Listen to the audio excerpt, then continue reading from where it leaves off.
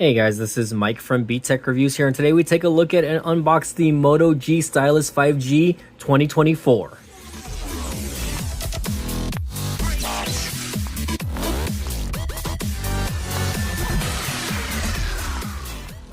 Hey guys, welcome back to the channel, and I do apologize for not unboxing any phones recently, but today we have the Moto G Stylus 2024. I did get this on promotion by Metro by T-Mobile, so just keep that in mind that I did not pay full price for this. I'm not 100% sure what retail this goes for, but I want to say it's going to be between the $300 and $400 range unlocked. But right now you can get this phone for $29 with the $75 flex plan from Metro by T-Mobile. So if you guys want to check that out, you can go to their website or go in store or in person, whatever you want to do there. But let's get the unboxing going. So I'm actually super hyped up about this. This is somewhat of an upgrade from last year's version of the Moto G Stylus, and I really like that phone. I no longer have that, so I'm gonna probably save the SIM card for another time here. But this is just the unboxing of this video, and it's interesting because this phone actually came in like a different color this year. It came like in a cafe color. So let's go ahead and take a look at it. I'm just going to kind of slide it out. Normally now they just send you these things in a slide out. But look at that. I mean, it looks kind of white, but it's actually more of like a tan color, guys. And I do have cases for this, so keep that in mind. So first of all, this phone, the backing of this phone does feel like textured. And I don't know if we can get this on camera, but it's not like a glossy polycarbonate color anymore. It is actually interesting. Actually, this is a very interesting feel, but it doesn't feel like your normal cheap plastic. But keep in mind, this does have wireless charging now, opposed to last year's version. And again, build quality definitely does feel a lot better. What I'm not liking here, I'll tell you guys really quick just on the unboxing, is the camera bump. It looks so weird. It kind of looks just kind of out of place, like because of the backing here, because it's like a different material. Like now it's just, I don't know, it's not sticking out like you normally would see it in a regular camera bump. It kind of just has like a weird edging here, which is kind of weird. But anyways, 50 megapixel rear camera, and you can see here that the sides are aluminum. The phone is a little bit thicker to last year. Let's go ahead and get this turned on, and then we'll go over specs here in just a second, guys. But I'll go ahead and try to get this set up for you guys, and then we'll go over specs. All right, guys, so now that we have the phone set up here, we can go over some specs here. Let's take a look to see how fast this fingerprint sensor works really quick. This does have an in-screen fingerprint sensor, by the way, guys. So for those of you who don't know, I think they upgraded from the power button fingerprint sensor. I really had no issue with the power button fingerprint sensor, but I guess Motorola did a few major upgrades this year, so we'll go over that with you guys. So again, this phone does come with Android 14 stock, guys. It is a very nice looking phone. First of all, you can see here the bezels are very thin on top, and even though it's a phone that's a little bit on the thicker side compared to last year, I want to say this is a bit chunkier than last year's version. It's still very lightweight. It doesn't feel heavy in the hand. Things they upgraded this year on the device are the screen, first of all. So you're getting a 6.7 inch POLED screen, right, which looks very nice. Actually, I'm going to probably try to put this on dark mode. Excuse me there. Let's go ahead and change the display there really quick, and let's go ahead. I'm going to turn off adaptive brightness. I hate adaptive brightness. That's like, I don't know why. Having smartphones, have never liked adaptive brightness on here. So let's go ahead and turn on the dark theme. Here we go. I always love dark themes. They just look better in my opinion. Let's go to text size, because I am kind of blind, so I'm going to change them just a little bit, guys. I do apologize. I know you're like, what is this guy doing?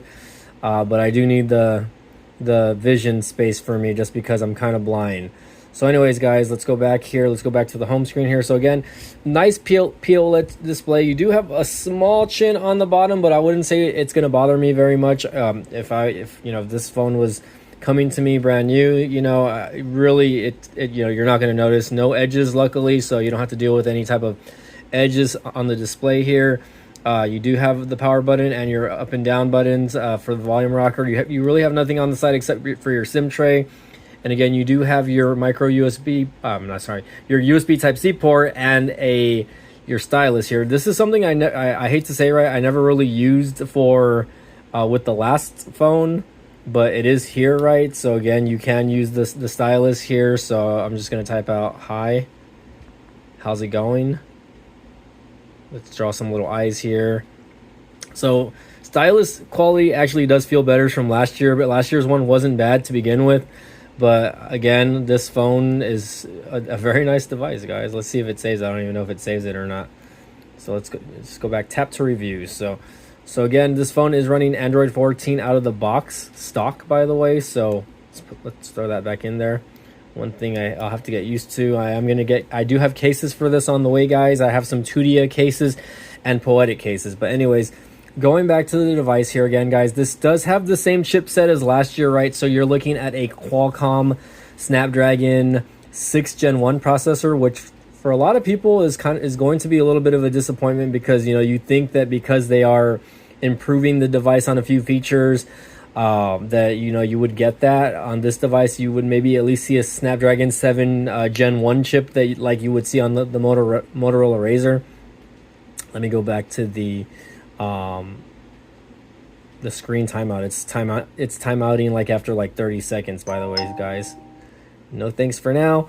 So anyways, guys, again, major improvements from this device. I'm just gonna let you guys know, right? So this phone last year had 6 gigs of RAM. Now the phone has 8 gigs of internal memory here, which is a major improvement. I like this, the 6 gigs of RAM. It really wasn't too hindering, right? But you can really tell that this phone is a major improvement from last year when it comes to the fluidity and the speed of the device. Also, with the POLED display, you're going to get 120 hertz refresh rate, and I wanted to show that to you guys here really quick. So right now I have it set to auto, right, display refresh rate, but it does have a 6. If you guys want to save on battery, you can just set it to 60, or if you want it at 120 all the time, you would just leave it at 120.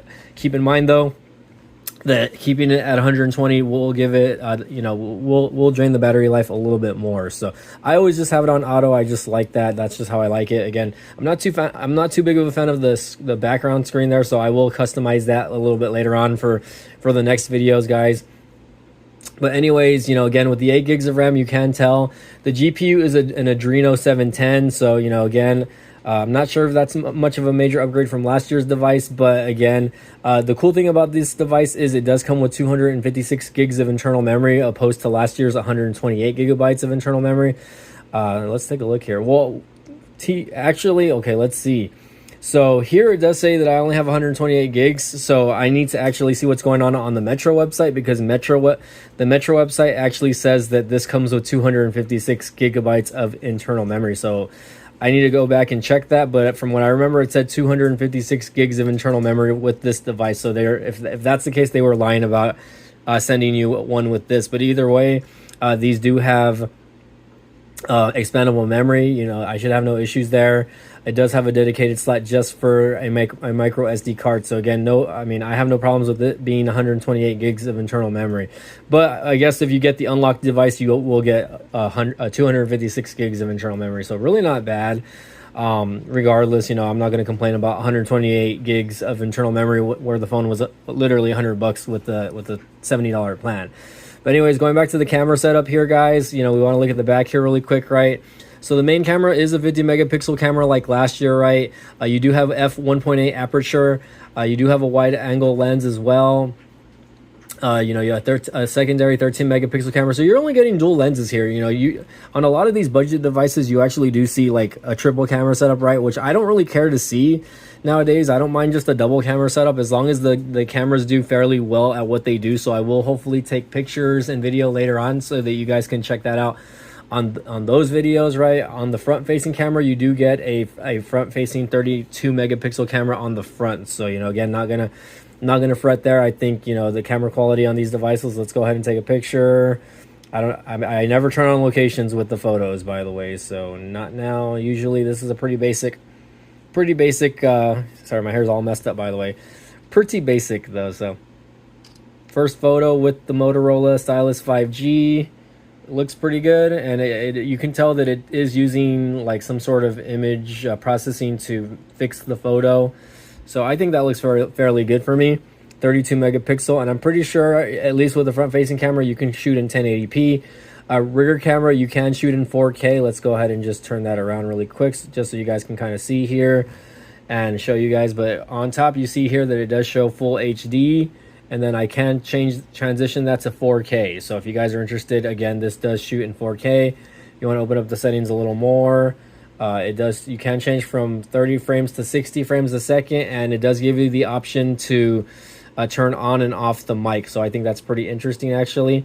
And the cool part about this, and this is what I love about these about budget phones, guys, is this phone does have a micro, or not a micro, but it does have a headphone jack, right? So you can actually buy external microphones that you can plug into that and use for external microphones. So like, let's say you're using this phone to film something, you can use that.